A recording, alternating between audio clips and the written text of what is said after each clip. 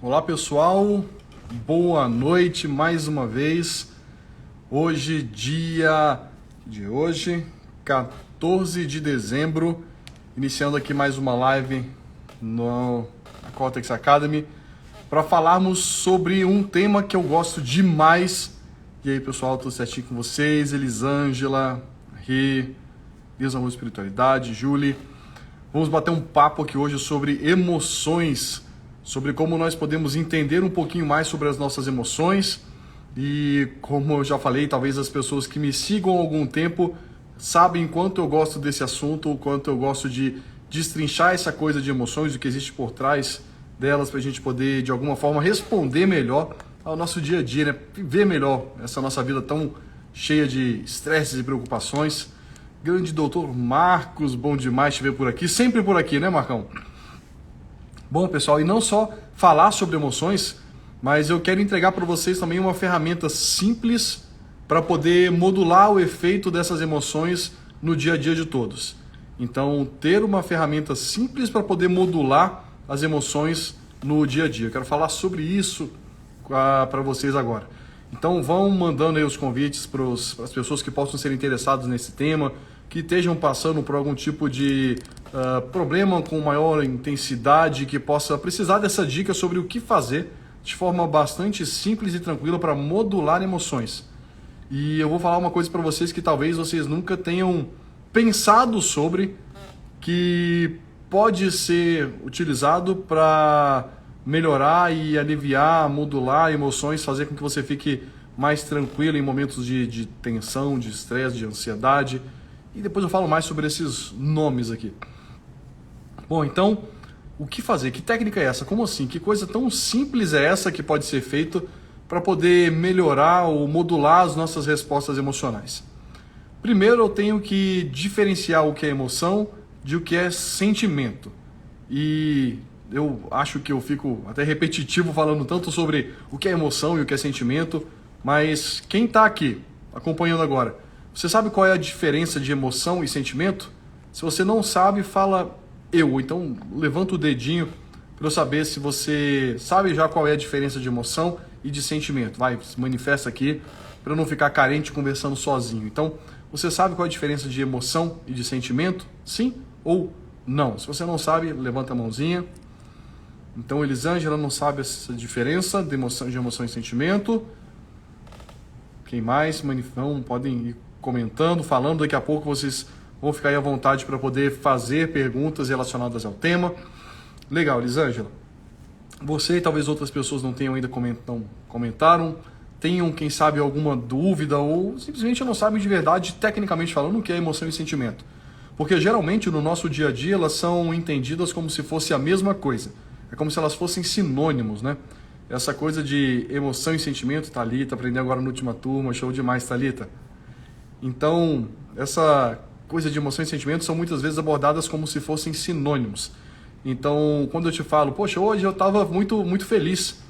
Geralmente esse feliz é entendido como uma emoção.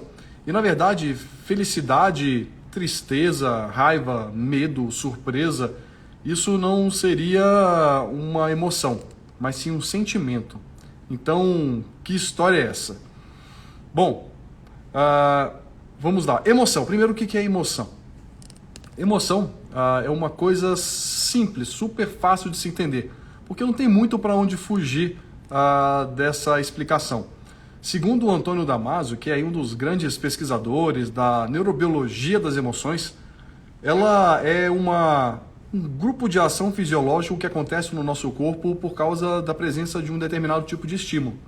Então, quando um estímulo é apresentado para você, você pode acabar respondendo fisiologicamente a esse estímulo, e toda essa resposta fisiológica é o que nós conhecemos por emoção. Então, quando você encontra um cachorrinho e você tem medo de cachorro, você encontra um cachorro, esse cachorro dá umas latidas ali para você, e eu falei cachorrinho porque quando eu falo sobre cachorro, sobre medo de cachorro, sempre o que vem na minha cabeça é o tal do pincher.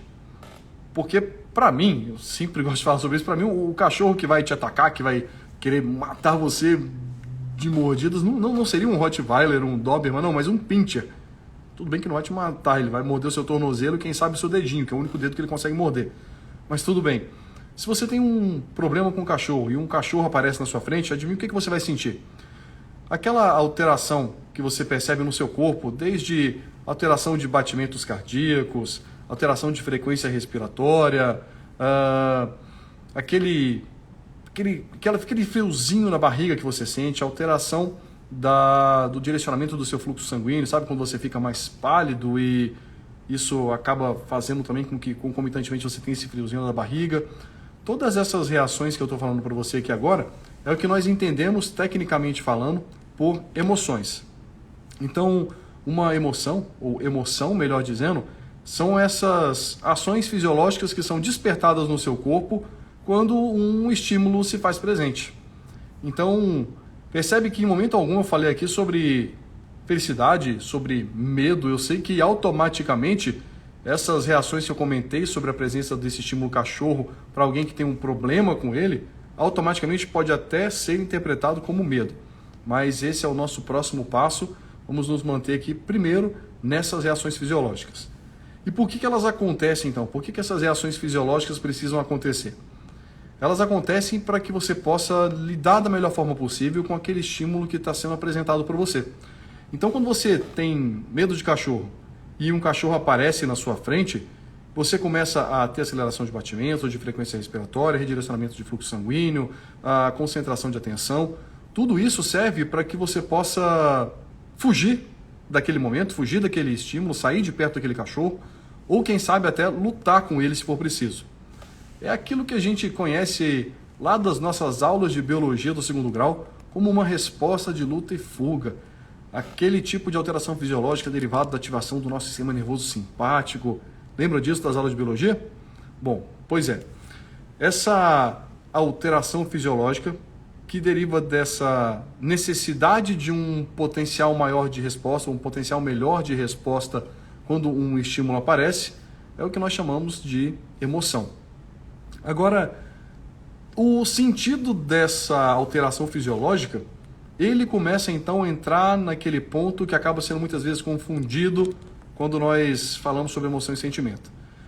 Isso que você sentiu no seu corpo, todas essas alterações, elas a princípio não têm um nome senão emoção, alteração fisiológica. Mas quando você reconhece aquele momento, quando você identifica aquele cachorro, quando você sabe o que ele significa para você, porque quem sabe você já foi sensibilizado de alguma forma lá atrás e você pode ter sido mordido por um cachorro ou ouviu falar sobre alguém que foi mordido, ou quem sabe só fantasiou sobre o tema. Quando você tem essas referências aí na sua história de vida, isso traz um determinado tipo de sentido para você, que é interpretado naquele momento em combinação com aquela resposta fisiológica, e essa combinação da sua fisiologia alterada com o significado daquele estímulo frente a tudo o que ele significa para você, isso começa a fazer com que você dê um sentido para tudo aquilo que o seu corpo está passando. E quando você busca um sentido, isso não é automático, ou isso não é, vamos dizer, consciente, não é algo que você faz porque você quer, não é algo volitivo, isso é automático. Quando você está, então, passando por aquele momento de alteração fisiológica, frente a um estímulo que você reconhece de determinada forma por causa das experiências que você teve, isso faz um determinado tipo de sentido para você. E o sentido que aquele momento faz para você acaba sendo então interpretado e trazendo o que nós conhecemos finalmente como um sentimento. Então, um sentimento é a interpretação do que aquele estímulo significa quando algumas alterações fisiológicas estão acontecendo para que a união de fisiologia e mais percepção derivada de aprendizado, conhecimento, experiências anteriores possam se combinar para formar o que nós chamamos de sentimento. E aí nós temos a felicidade, a raiva, o medo, a tristeza e tantos outros. Bom, em relação a esses nossos sentimentos, é interessante falar primeiro sobre algo que não é bem aquilo que eu estou me referindo aqui. O que eu estou falando aqui é a forma como os nossos sentimentos seriam construídos, dependendo de algumas interpretações de padrões, sejam elas de fatores fisiológicos ou ainda de interpretações de experiências e significados anteriores. Mas o que é mais comumente falado e o que talvez você já tenha ouvido falar é sobre as nossas emoções segundo a visão clássica, que é aquela também defendida por Damásio, que fala que nós nascemos com algumas emoções natas ou primárias. E, se eu não me engano, elas são 6 ou 7. Felicidade, tristeza, raiva, nojo, surpresa e, se alguém lembrar da outra, pode colocar aqui. Então, Damásio coloca essas emoções primárias ou inatas, nós nascemos com elas. Então, se você agora começa a ficar com raiva, é porque essa emoção nasceu com você e você agora só está tocando naquele ponto que faz com que ela acabe se expressando.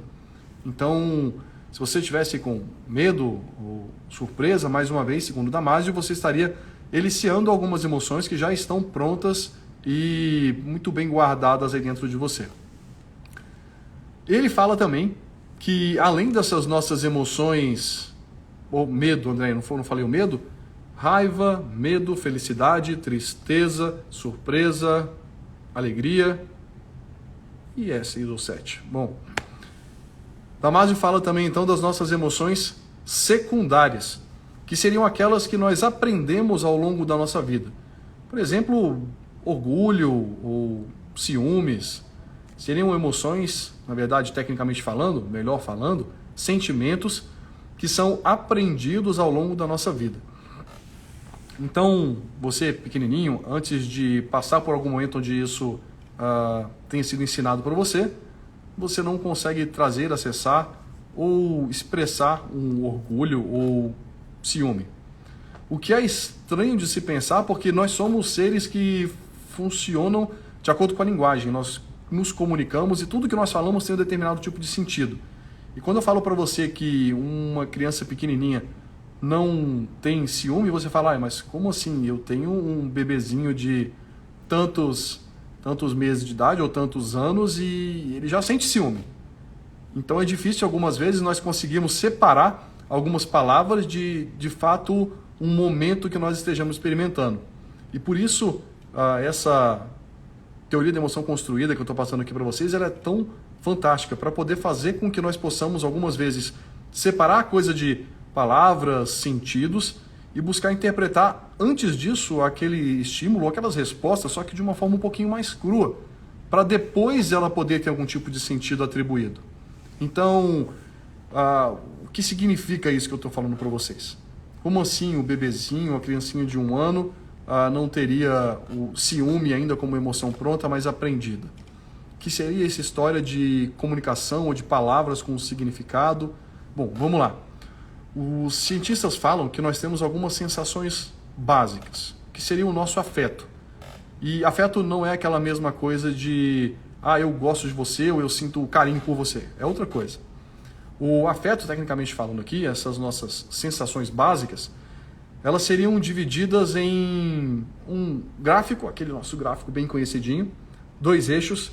No eixo vertical nós teríamos aqui, por exemplo, agitação e uma maior inércia, então mais agitado e mais calmo. E no eixo horizontal, nós teríamos aqui mais confortável e mais desconfortável. Então, nesse eixo de sensações básicas, o nosso afeto, ele é dividido em agitado, calmo, confortável e desconfortável. Basicamente isso. Então, quando o nenenzinho está lá e, sei lá, você dá um grito no ouvido desse neném, geralmente, por causa de toda a nossa base fundamentada em comunicação, em palavras, quando você dá um grito para aquele nenenzinho, você já vai falar, olha, tadinho, ele tá com medo, ou quem sabe ele ficou com raiva. Só que, de novo, quando você fala que o bebezinho tá com raiva, que o bebezinho tá com medo, nós estamos utilizando os conceitos que nós temos hoje do que significam esses sentimentos para dizer aquilo que aquele bebê está sentindo naquele momento. E nós não temos como garantir que ele esteja sentindo raiva, medo, ou quem sabe ele achou graça, riu, ele está feliz, porque todas essas palavras fazem sentido só para quem sabe o que elas significam e quem sabe elas até variam, quem sabe não, elas variam de cultura para cultura.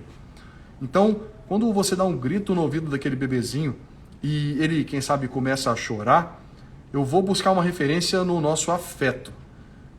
O nosso afeto, então, ele vai ser destrinchado aí em, de novo, Agitação, calma, conforto e desconforto. Naquele momento você dá um grito no ouvido do neném, ele começa a chorar.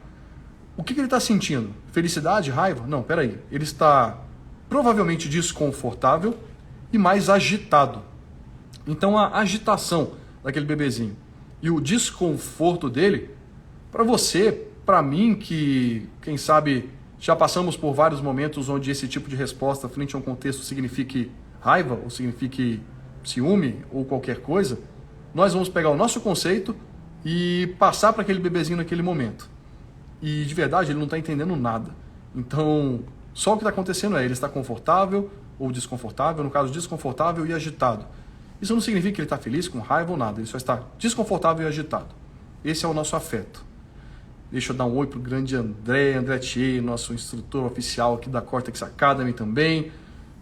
Caio Mendes, Marcelo, Léo, tudo bem com vocês? Pessoal, podem ir à vontade fazendo perguntas aí na caixinha, depois eu abro algumas delas, tá bom? Então, vamos lá. Falando então sobre esse bebezinho de novo, ele está o quê? Agitado e desconfortável. Só que para nós aquilo tem um significado, porque se alguém grita no seu ouvido e como você já passou por isso antes e acabou identificando os sinais do seu corpo e o que aquilo de lá significava, você deu um medo para essa sensação básica, para esse afeto e acabou percebendo isso como sendo raiva ou susto. Percebe então que esse sentimento, raiva, susto, tristeza, felicidade, ele não está pronto na nossa cabeça de acordo com a teoria da emoção construída.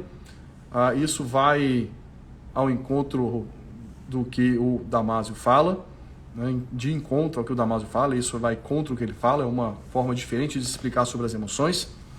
Então, não, o bebê não está simplesmente eliciando uma emoção pronta dele, mas ele está aprendendo naquele momento a construir algum tipo de entendimento do que significam aquelas reações, do que significa aquele nome, quando ele passar por isso mais tarde.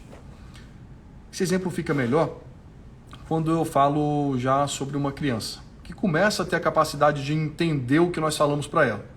Então imagina que uma criança, quando está começando a conseguir falar, entender, se comunicar, ela passa por um momento onde ela está fazendo alguma coisa que, de acordo com esse gráfico básico das nossas sensações, do nosso afeto, ela está confortável e agitada.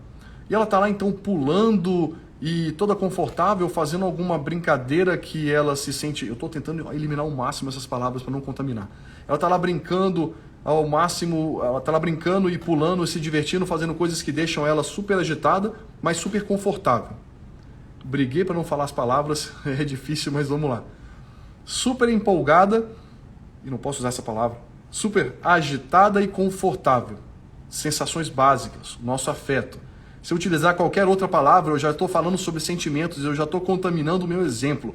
Então não, ele está lá super agitado e confortável. Agitado e confortável. E pula, brinca, fica mais agitado, mais confortável ainda. E você sabe o que significa isso. Eu sei o que significa. E por isso que eu estou me segurando para não deixar escapulir a palavra empolgado, a palavra feliz, ou a palavra animada. Então, todas essas palavras que eu estava me segurando para não falar, e não estava nem conseguindo, significam a interpretação do que aquele bebezinho estava sentindo. Pois é difícil não usar, né, André? É a nossa realidade dentro da comunicação e dos conceitos que a gente vive neles. Então, aquele bebezinho que está super agitado e confortável, brincando, ele está feliz, alegre, animado, e aí ele ainda não sabe essas palavras. Talvez ele ainda, aquele bebezinho não, aquela criança, talvez ela ainda não conheça essas palavras. E aí você chega lá, aquela brincadeira, ela toda agitada e confortável, e você fala para ela, olha, você está feliz. Quando você fala, olha, você está feliz, sem que ela nunca tenha ouvido essa palavra antes, nesse momento você começa a ensinar para aquela criança o que é felicidade. Então, enquanto ela está passando por aquela situação, onde ela está agitada daquela forma, todas aquelas alterações fisiológicas do corpo dela, ao mesmo tempo onde ela está também, em que ela está também confortável fazendo alguma coisa que ela se sente bem em fazer, ela então escuta aquele nome, feliz, felicidade, animado, alegre, e isso começa a gerar associações no nosso cérebro. E o nosso cérebro ele é uma máquina de associações.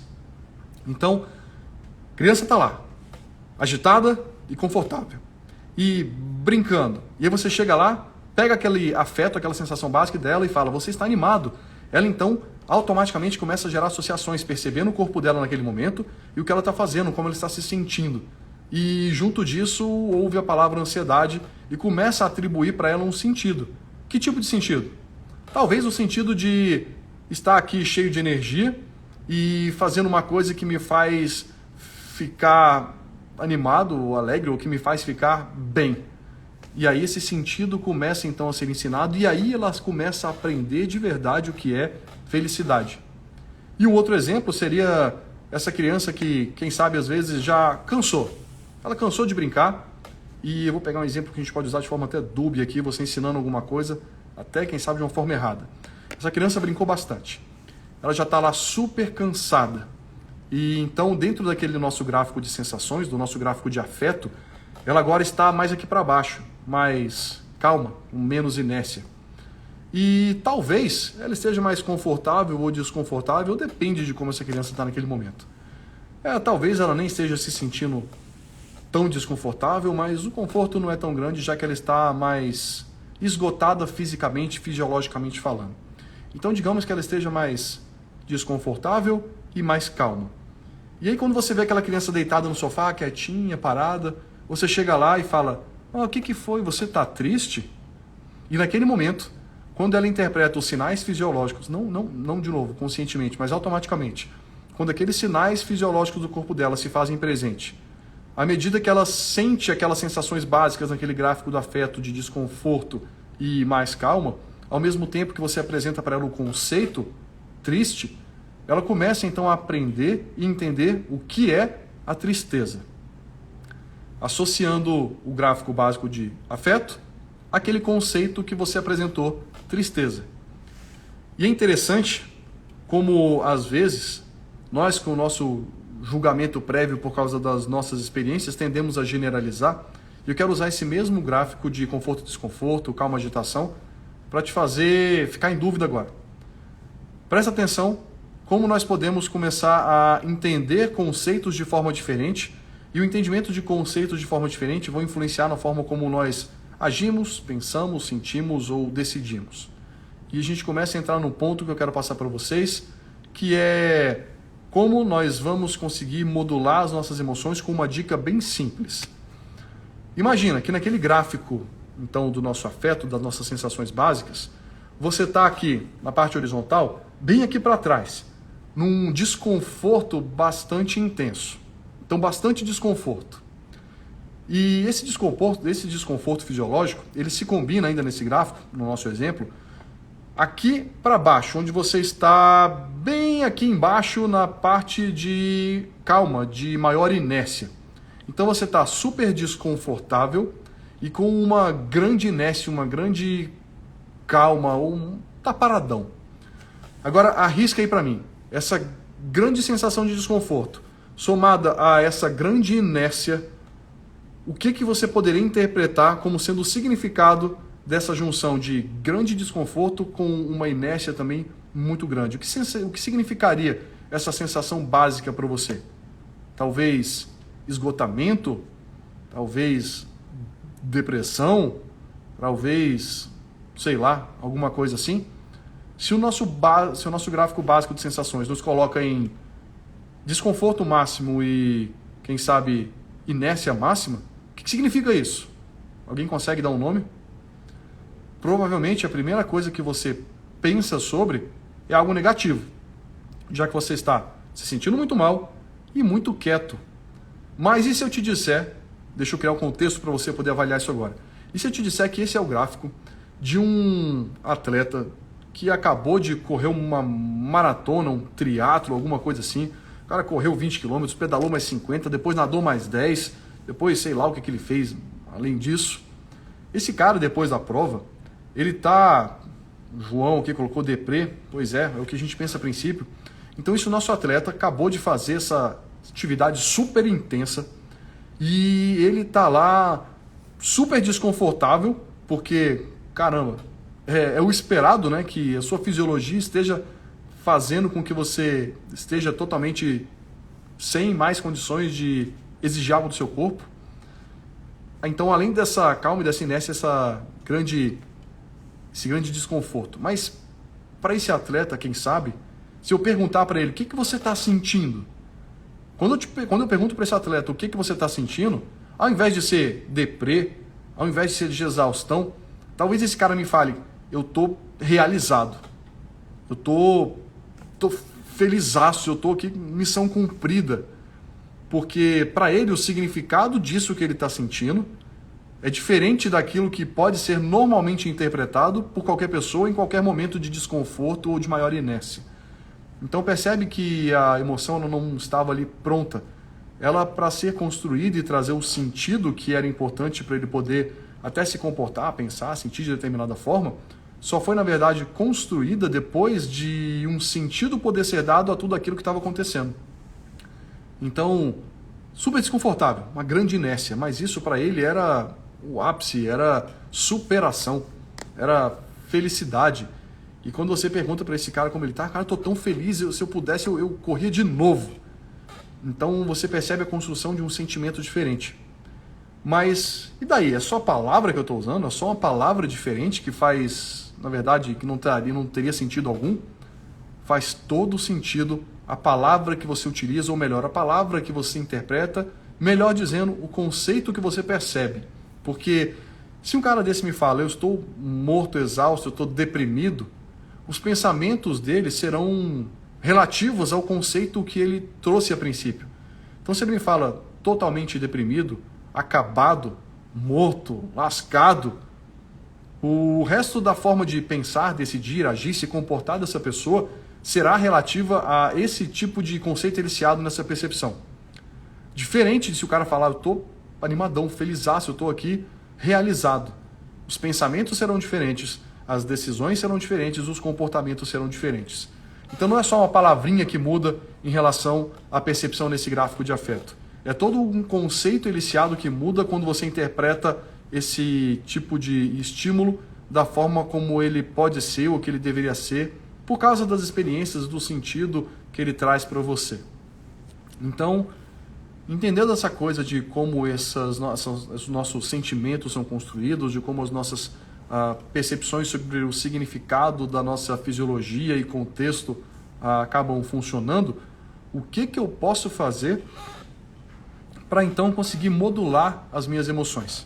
Na verdade, modular os meus sentimentos. Emoção, de novo, fisiologia, sentimento, o sentido que aquilo de lá tem, de acordo com suas experiências e com o que você percebe frente ao contexto que você está passando. Então, como é que eu posso modular os meus sentimentos? Porque se eu falo que é tristeza, eu me comporto de determinada forma.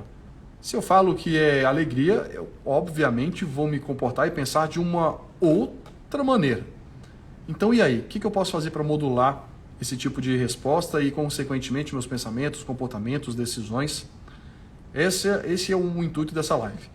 Pegar aqui os conceitos científicos que existem por trás de várias percepções e na Cortex Academy pegar tudo isso e fazer com que você possa aplicar de forma direta na sua vida e na vida daqueles que passarem pelos seus atendimentos no consultório de hipnoterapia, psicologia, em qualquer momento. Então, entendemos essas diferenças, emoção, sentimento. Modulação. Por que modulação? Porque eu posso estar aqui ou eu posso numa régua estar um pouquinho mais abaixo. Então, por isso essa modulação. Eu não preciso de cara chegar a utilizar essa técnica que eu vou passar para vocês, esse conhecimento que eu vou passar para vocês, e pegar um incômodo 10 e chegar no 0. Mas se eu sair de um 10 e chegar num 7, num 8, eu tive melhora. A pessoa está melhor do que antes, é o que nós queremos. Utilizar conceitos, utilizar ciência, utilizar conhecimento para, de forma prática, fazer com que a pessoa possa ter resultado, possa ter melhora. Então, de novo, aqui na Cortex nós não queremos só ciência, mas o resultado derivado da aplicação da ciência. Legal, mas então, modulação desses nossos sentimentos, das nossas emoções, se eu for falar de forma sinônima. Como eu posso fazer isso? Eu duvido que você tenha já imaginado ou pensado que entender ou buscar significados para uma palavra num dicionário ia te ajudar a ter um maior controle emocional, uma maior capacidade de modular as suas emoções. Já pensou nisso? Que ler sobre palavras que sejam num dicionário ia te ajudar a modular suas emoções, eu duvido que você tenha pensado nisso. Mas é exatamente isso o que a cientista responsável pela teoria das emoções construídas fala, e realmente faz todo o sentido. As pessoas que têm uma maior, e esse é o conceito que eu quero trazer para vocês, granularidade emocional, as pessoas que têm uma maior granularidade emocional, elas têm uma capacidade maior de modular as suas emoções e, consequentemente, sua forma de pensar, agir, sentir, comportar, de decidir. Então, o conceito da granularidade emocional faz com que você possa, então, viver melhor. E, segundo ela, quem tem uma maior granularidade emocional vive melhor, tem menos doenças, vai menos ao médico. Porque, claro, quando você tem um conceito associado a uma palavra, um conceito negativo do tipo tristeza ou depressão, que retroestimula a forma negativa como você acaba se sentindo, você vai acabar tendo todos os problemas psicossomáticos que são derivados dessa alteração fisiológica quando ela acabar sendo crônica. Mas se você muda a forma de interpretar alguns estímulos do seu corpo, percebendo isso de uma maneira positiva, conseguindo utilizar outras palavras e outros conceitos para dar sentido àquela experiência, tendo uma maior, então, granularidade emocional, uma maior capacidade de categorizar aquilo que você sente, toda a sua resposta consequente será também alterada, será diferente. Então, ler palavras, conhecer sobre palavras, entender sobre o que significa diferentes sentimentos vão fazer também com que você possa se sentir diferente. Então, de forma prática, é você entender que quando alguém te pergunta se você, como é que você está? E você fala, eu estou bem ou eu estou mal, eu estou feliz ou eu estou triste, isso é talvez o ápice da falta de granularidade emocional. Não, eu estou bem, eu estou mal, estou feliz ou estou triste. Existe aí uma grande variedade de percepções e conceitos que podem se encaixar entre esses conceitos ou como derivados de ambos. Eu posso utilizar palavras do tipo triste, mas posso utilizar desanimado, que não é a mesma coisa. Eu posso utilizar a palavra melancólico, que não é a mesma coisa que triste. Eu posso utilizar a palavra desencorajado, que não é a mesma coisa de nenhuma das outras palavras que eu falei para vocês. E se eu souber o significado de verdade de cada uma delas palavras, o significado de cada uma dessas palavras, e se elas fizerem sentido para mim, frente àquilo que eu estiver passando em determinado contexto, interpretando fisiologia e sentido, e o que acontece naquele momento, o contexto, interpretando o contexto, se o sentido dessa palavra for melhor encaixado naquela situação, eu vou colher o resultado da percepção dessa palavra, seja ela melancólico, triste, deprimido ou desanimado, desencorajado. Então, e não só eu vou colher a consequência da percepção de cada uma dessas palavras, mas também da intensidade do que significa o conceito que está envolvido em cada uma delas. Então, talvez tristeza ou desencorajamento ou desânimo possam fazer com que você se sinta diferente, age diferente e que se comporte diferente pela simples percepção daquilo que você está sentindo através do uso de um outro tipo de palavra ou percepção para interpretar aquele seu momento. Então, pessoas, cientificamente falando, pessoas com uma maior capacidade de categorizar as suas emoções, os seus sentimentos, têm uma menor resposta, um menor problema, menores problemas psicossomáticos e menores idas ao médico, como a doutora Lisa Feldman fala. Então, perceba que se você entende, e eu não estou falando que você vai precisar sair por aí lendo, procurando palavras e é só isso. Você precisa, de fato, internalizar os seus significados, internalizar os seus conceitos. Olá, Vini. Você precisa internalizar os seus conceitos para que eles possam fazer sentido automaticamente quando você trouxer aquele momento específico, aquela percepção daquele estímulo em determinado tipo de contexto. Então, isso é uma coisa automática, não é simples, mas é estudando sobre o que significam os sentimentos, emoções, que você começa a internalizar esses conceitos e fazer com que as suas respostas sejam diferentes. E claro que isso depende também de prática, nada podia ser tão mágico assim, não é? E você pode praticar isso.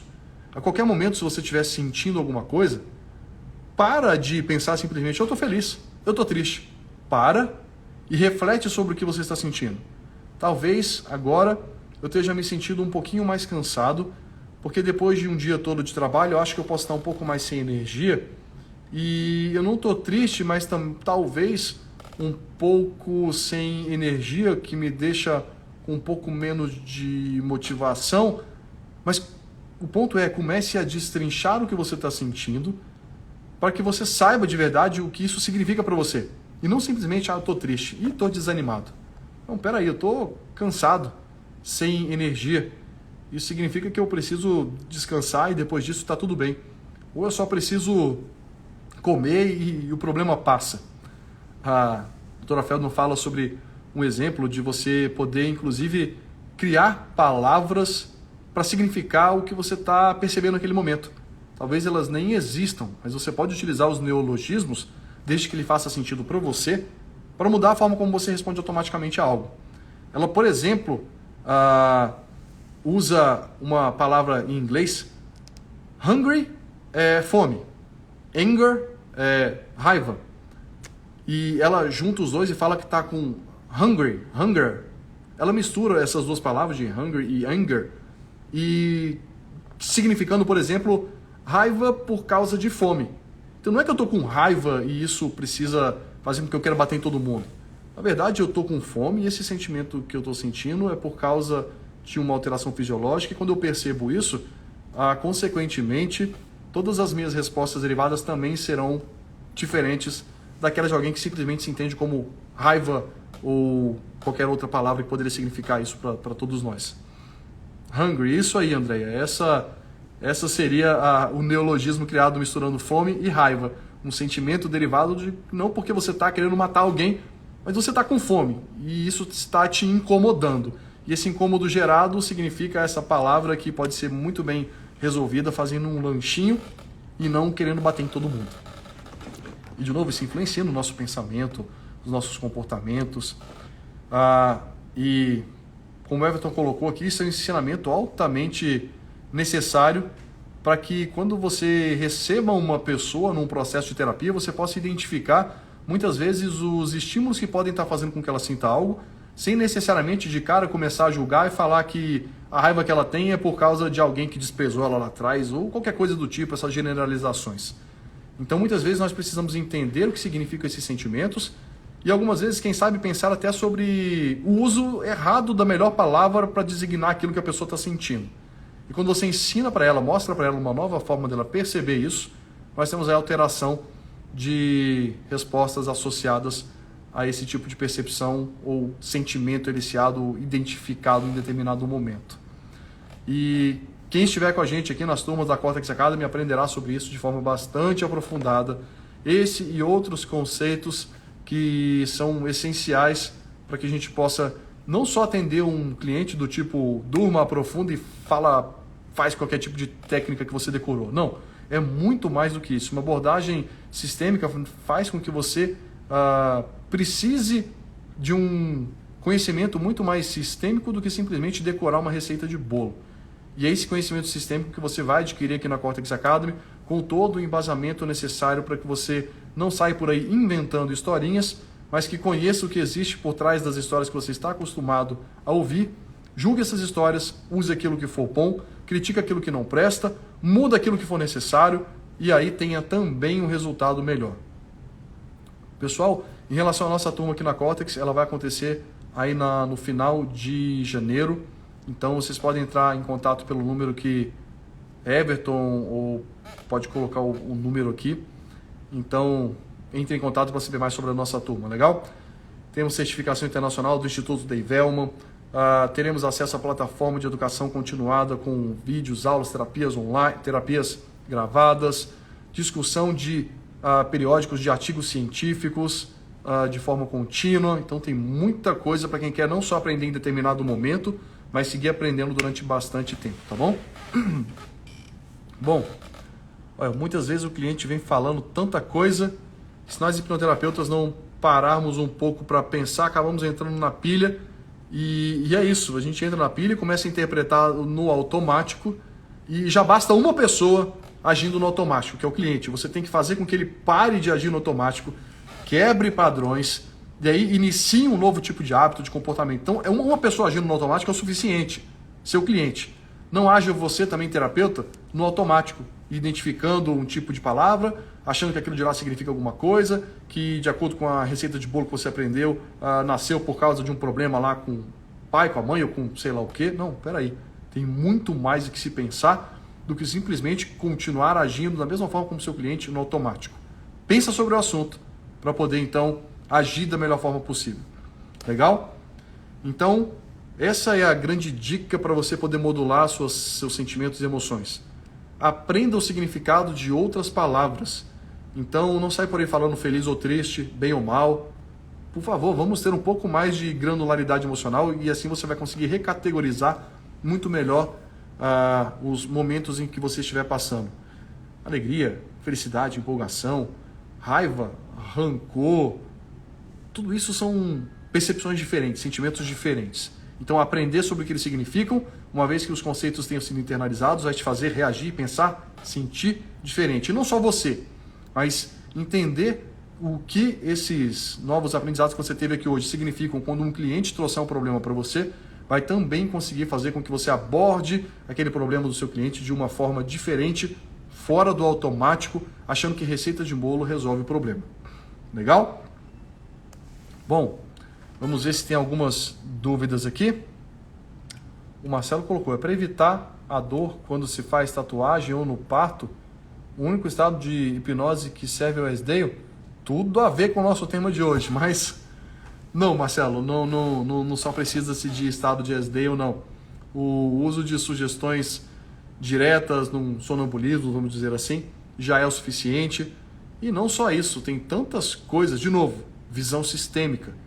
Você está pensando em estado necessário para ter controle de dor, talvez você esteja pensando na melhor sugestão para ter controle de dor e está faltando a visão sistêmica.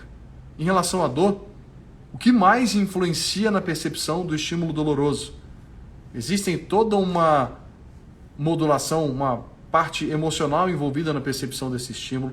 Existem diversas estruturas que fazem com que diferentes estímulos se combinem para trazer percepção de dor.